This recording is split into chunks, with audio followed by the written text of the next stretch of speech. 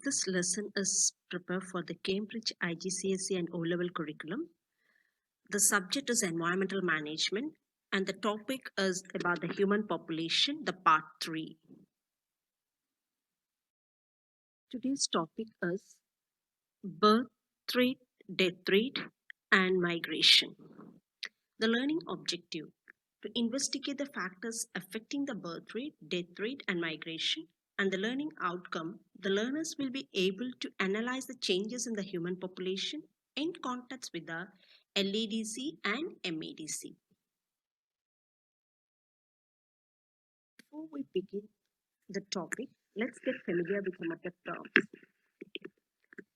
See, the population change mainly depends between the population change mainly depends the balance between the birth rate and death rate.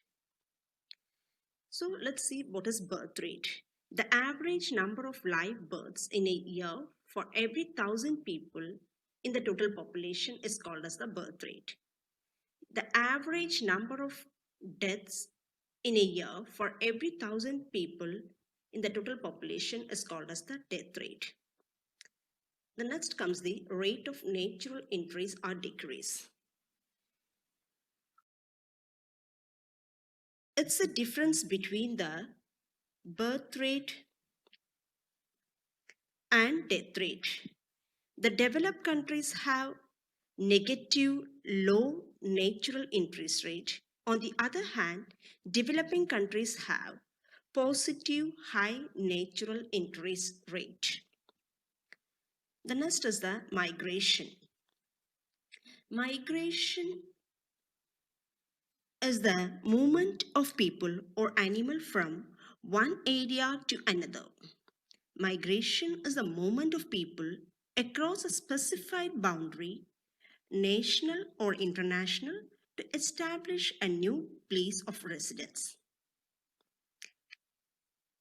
Immigration. When people move into an area, it's called as immigration. They are called as immigrants. When people move out of a country, it's called immigration. They are called as immigrants. Therefore, immigrants are people who leave a country and immigrants are people who arrive in a country. Now let's see why the birth rates are low in MEDCs. Because they are traditionally small families and availability of contraceptions and able to afford the contraceptions, and family planning is also available, and expenses of bringing up the children, and availability of pensions, and late marriages, high cost of living, and the couples prefer material possessions such as the car, house, etc. And the government discourage the large families.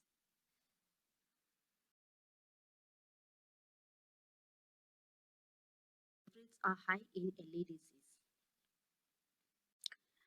because the children provide labor on family subsistence farms and poor health care and very less hospitals, poor sanitation, poor access to safe and clean drinking water, lack of vaccination and medicines, um, and lack of provision of elderly pension, and girls are expected to marry at early ages, and children provide labor on family subsistence farms, and some religions do not approve of contraceptions, and the high infant mortality encourages large families to ensure some children to survive. Types of migration includes rural to rural, rural to urban to urban, forced migration, and voluntary migration. Rural to rural migration, the main cause may be the rural poverty, food security, unemployment, a lack of natural resources, etc. And rural to urban may be the people moving from countryside to cities for jobs. And urban to urban, maybe the people moving from one urban area to another for a job change, or making from a big city to a smaller urban area for better housing. And the next one is the forced migration. The forced migration is a general term applied to the movements of refugees and asylum seekers, that is, those who affected within the country of origin by conflicts, as well as the homes destroyed by the natural or environmental disasters. So when it comes to the voluntary migration, unlike forced migration, voluntary migration comes from the desire of a person to migrate to an opportunity rather than an unreasonable threat of safety. The push and pull factors of migration.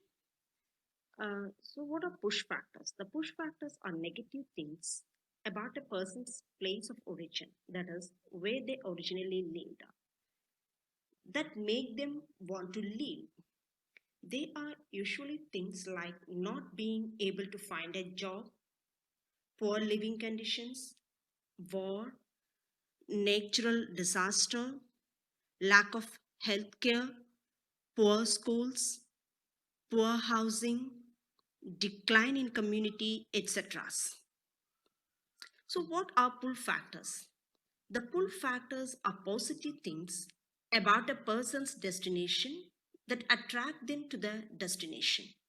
They are usually things such as job opportunities, a better standard of living,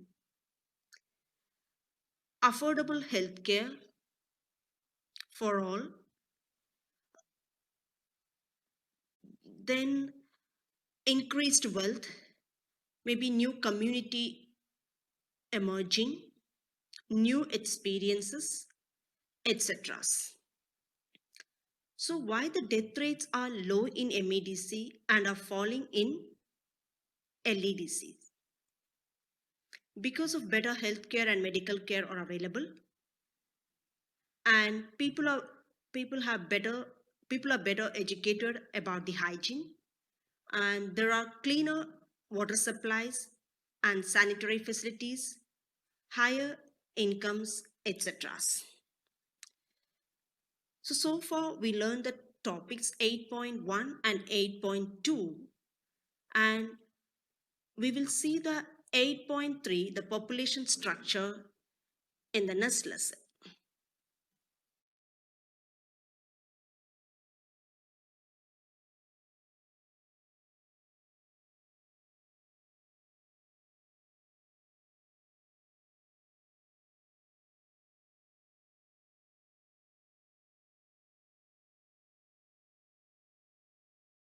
And in this slide, I have included some of the activities for the practice based on the topic, and we will be learning the population structure in the next lesson.